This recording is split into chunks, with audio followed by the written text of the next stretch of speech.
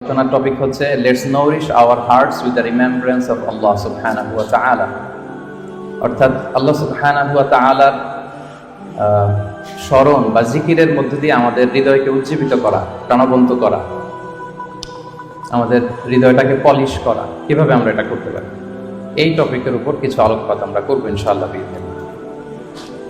সম্মানিত সুধী, আল্লাহ তাআলার সন্তুষ্টিমূলক যে কোনো বিষয় এটা মনে মনে চিন্তা করা কিংবা মুখ দিয়ে বলা কিংবা কাজে বাস্তবায়ন করা, এটাই বেসিকলি যিকরুল্লাহ বা আল্লাহর স্মরণ। আমি আবার বলছি, আল্লাহ তাআলার সন্তুষ্টিমূলক যে কোনো কিছু মনে মনে চিন্তা করা কিংবা মুখে প্রকাশ করা অথবা কাজে বাস্তবায়ন করা, এটাই হচ্ছে যিকরুল্লাহ বা আল্লাহর স্মরণ, রিমেম্ব্রেন্স অফ আল্লাহ। বিশেষ করে আল্লাহ তাআলার পবিত্র নামগুলো স্মরণ করা। আমরা জানি যে আমাদের দেহকে সতেজ রাখার জন্য, প্রাণবন্ত রাখার জন্য খাবারের প্রয়োজন হয়। ঠিক তেমনি ভাবে আমাদের আত্মা বা আমাদের হৃদয়কে সতেজ রাখার জন্য খাবারের প্রয়োজন হয়, আর সেই খাবারটা হচ্ছে যিকরুল্লাহ, আল্লাহর স্মরণ, রিমেম্ব্রেন্স অফ আল্লাহ সুবহানাহু ওয়া তাআলা। এবং রাসূল সাল্লাল্লাহু আলাইহি ওয়াসাল্লাম বলেছেন যে আমাদের দেহের সবচাইতে দামি অঙ্গ হচ্ছে আমাদের এই কলব বা আমাদের হৃদয়। বিষ্ণু সাল্লাল্লাহু আলাইহি ওয়াসাল্লাম বলেন, ইন্না ফিল জাসাদি মুদগাহ ইযা সালুহাত সালুহাল জাসাদু কুল্লু ওয়া ইযা ফাসাদাত ফাসাদাল জাসাদু কুল্লু আলা ওয়া হিয়াল কলব। নিশ্চয়ই তোমাদের দেহে একটি গোশতের টুকরো আছে,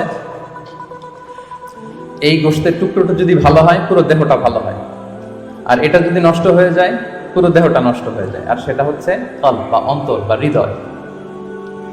তো আমাদের হৃদয়ের প্রশান্তির জন্য, আমাদের হৃদয়টাকে পরিচ্ছন্ন রাখবার জন্য, আমাদের আত্মা বা কলবকে সজীব তরতাজা প্রাণবন্ত রাখার জন্য আল্লাহ তাআলা সবসময় আমাদেরকে তার পবিত্র নামগুলোকে স্মরণ করতে বলেছেন, তার জিকির করতে বলেছেন। এবং আল্লাহ সুবহানাহু ওয়া তাআলার এই বরকতময় নামের যে লজ্জাত, যে স্বাদ, এটার আনন্দ তুলনাহীন, পৃথিবীর কোনো কিছুর সাথে তুলনা হয় না। এবং যারা আল্লাহর নাম জপে, আল্লাহকে ডেকে এর তৃপ্তি পেয়েছেন, কেবলমাত্র তারাই এটা উপলব্ধি করতে পারেন, তারাই এটা ভেতর থেকে, অন্তর থেকে রিয়েলাইজ করতে পারেন। এবং আল্লাহ তাআলার নৈকট্য হাসিলের অন্যতম একটি মাধ্যম হচ্ছে এই যিকরুল্লাহ বা আল্লাহ তাআলার স্মরণ। এবং বেশি বেশি আল্লাহ তাআলাকে স্মরণ করার মধ্য দিয়ে আল্লাহ তাআলার সাথে আমাদের একটা গভীর অ্যাটাচমেন্ট তৈরি হয়, একটা সুসম্পর্ক তৈরি হয়। এজন্য আপনারা দেখবেন কোরআনের পরতে পরতে বিভিন্ন জায়গায় আল্লাহ সুবহানাহু ওয়া তাআলা তার জিকিরের কথা বলেছেন, তাকে স্মরণ করতে বলেছেন। যে আয়াতটি দিয়ে আমি শুরু করেছি, সূরা আহজাবের 41 এবং 42 নম্বর আয়াত, আল্লাহ তাআলা ইরশাদ করছেন, ইয়া আইয়ুহাল্লাযীনা আমানু যকুরুল্লাহা যিকরান কাসীরা ওয়া সাব্বিহুহু বুকরাতান ওয়া আসীলা। অর্থাৎ ওহে বিশ্বাসীরা, তোমরা বেশি বেশি আল্লাহর জিকির করো বা আল্লাহ তাআলাকে স্মরণ করো, আর সকাল সন্ধ্যা তার পবিত্রতা বা তার মহিমা ঘোষণা করো। বিভিন্ন আয়াতে একই কথা আল্লাহ তাআলা রিপিট করেছেন যে আমাকে বেশি বেশি স্মরণ করো, বেশি বেশি আমার জিকির করো, এবং সকাল সন্ধ্যা আমার পবিত্রতা এবং মহিমা তোমরা ঘোষণা করো। এবং বিষ্ণু ঈসা ইসলাম বিভিন্ন হাদিসে তিনি বলেছেন যে আলাইকুম বিযিকরিল্লাহ, তোমাদের উচিত বেশি বেশি আল্লাহ তাআলাকে স্মরণ করা। এক লোক রাসূল সাল্লাল্লাহু আলাইহি ওয়াসাল্লামকে বলল, ইয়া রাসূলুল্লাহ, ইন্না শারাইআল ইসলামি ক্বাদ কাসুরাত আলাইয়া, ইসলামের বিধান তো অনেক, তো এত বিধানের মধ্যে থেকে আমি কোনটা পালন করব?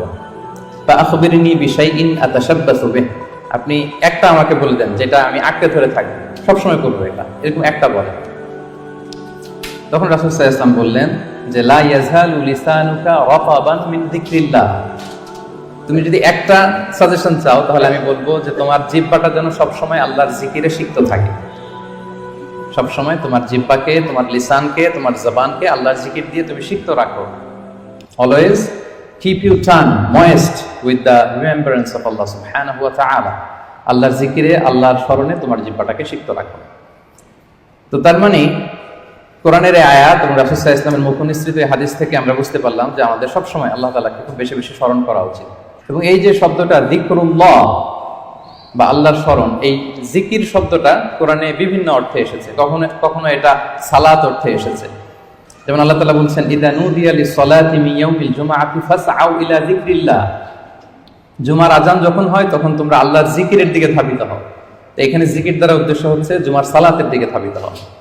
আবার কখনো কখনো এই জিকির শব্দটা কোরআন অর্থে এসেছে। আল্লাহ তাআলা বলছেন, ইন্না নাহনু নাযালনা যিকরা ওয়া ইন্না লাহু লাহাফিজুন, নিশ্চয়ই আমি আল্লাহ তাআলা এই জিকিরকে নাজিল করেছি, এই জিকিরকে আমি সংরক্ষণ করব। এই জিকির দ্বারা উদ্দেশ্য হচ্ছে কোরআন, মানে আমি কোরআনকে নাজিল করেছি আর এই কোরআনকে আমি সংরক্ষণ করব।